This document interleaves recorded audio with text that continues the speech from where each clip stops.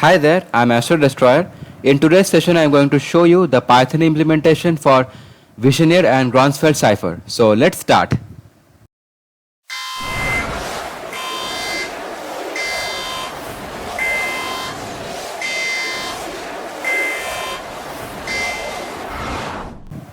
Now, first of all, I'm going to do the declarations. Now, as you can see, the tableau is an empty list. It will basically be a 2D character list, and the next is the key list, which has the characters of the word fortification, and we also have another empty list called keyword. And now we are going to write the main piece of code.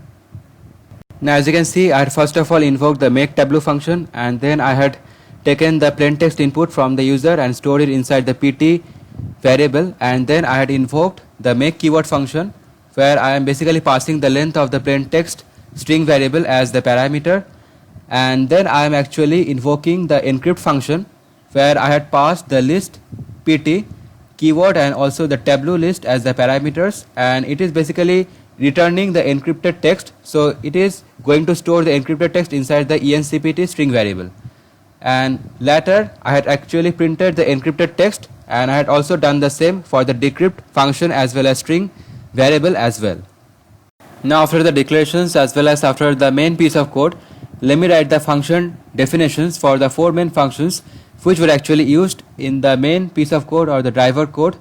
The first one is going to be the make keyword function, the second one is the make tableau function, the third one is the encrypt function, and finally at last the fourth one is the decrypt function.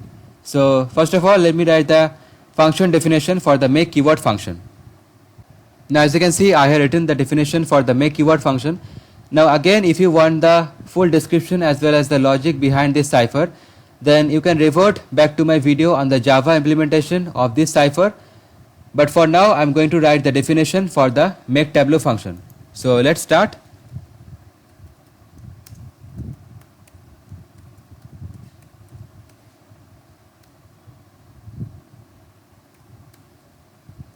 Now the make tableau function is basically going to create the 2D character list, which is basically going to store the list of characters in each row. But as we move from one row to the other, we can see a shift of one character from left to right, and basically this function is going to make the tableau, or basically it is going to fill up this list here, tableau, which were actually created in the declaration. And now let me write the encrypt function.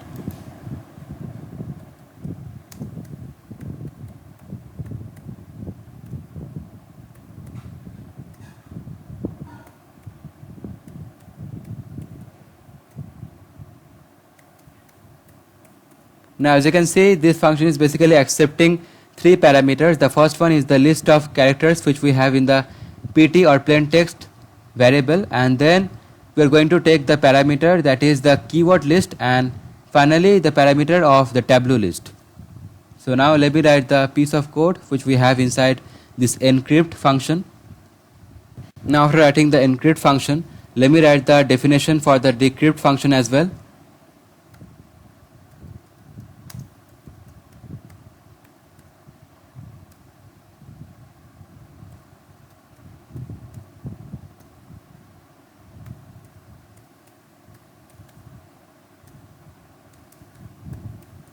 It is also taking three parameters. The first one is the list of the characters present in the encrypt string variable, and then we have the same things, that is the keyword list and the tableau list. Now I had finished writing the decrypt function. Now, as you all had already noticed, that I am basically using the join method for returning the string values after decryption as well as encryption. For example, in case of encryption, I am basically using the join method for joining all the characters present inside the encpt list, and then converting the joined whole into the string, and then finally returning the string whenever the encrypt function is being invoked. And I am also going to do the same thing or the similar thing for the decrypt function as well, but in case of decrypt function, I am joining the characters present inside the decpt list. So now we're finished writing the whole program. So now let me run the code.